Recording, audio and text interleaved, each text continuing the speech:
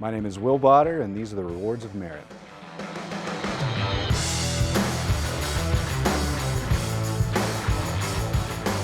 So we picked up a project from a publicly traded oilfield services company.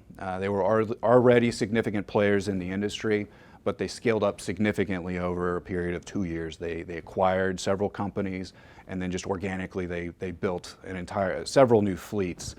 So there was a lot of spend associated with that, and they were ramping up business in a lot of new states that they hadn't historically worked in the past. And so some of their customers had questions about what they were taxing and not taxing. So they brought us in. We kind of did a high-level review of what their invoices looked like. We talked to their tax guys, their accounting guys, their revenue guys, and some of their operations folks to figure out exactly the services that they were being provided, and then how much detail we could get in the data such that we could accurately tell them, here's what you charge tax on and here's what you don't charge tax on. And so we did, deep dive on that, developed an updated matrix for their revenue team so that they could, in real time, correctly add tax onto their invoices.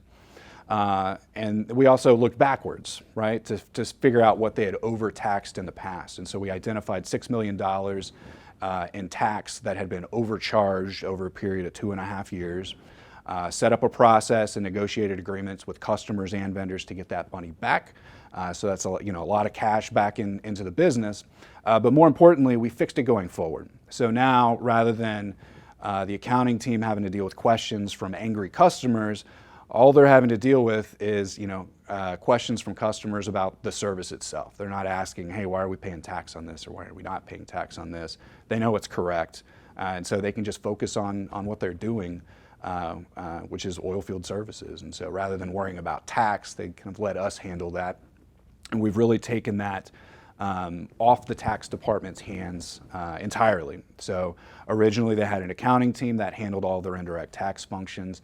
Now they've completely outsourced to that. So we're constantly reviewing their price book to making sure that that's correct. We review purchases to make sure that they're accruing tax when they need to, and they're not over accruing tax when it's not due. And so the savings for these guys over the past couple years, frankly, it's north of $10 million.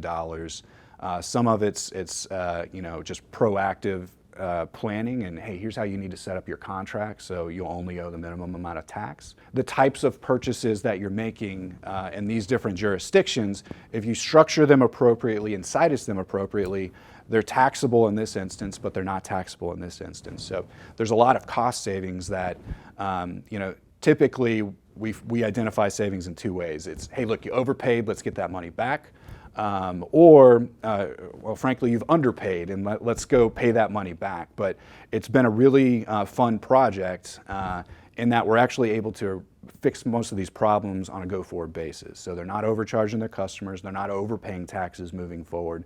And so again, that it's a little bit more intangible and hard to value, but that's a lot of cash flow that's been freed up from not overpaying on the front end that can just go right back into the business.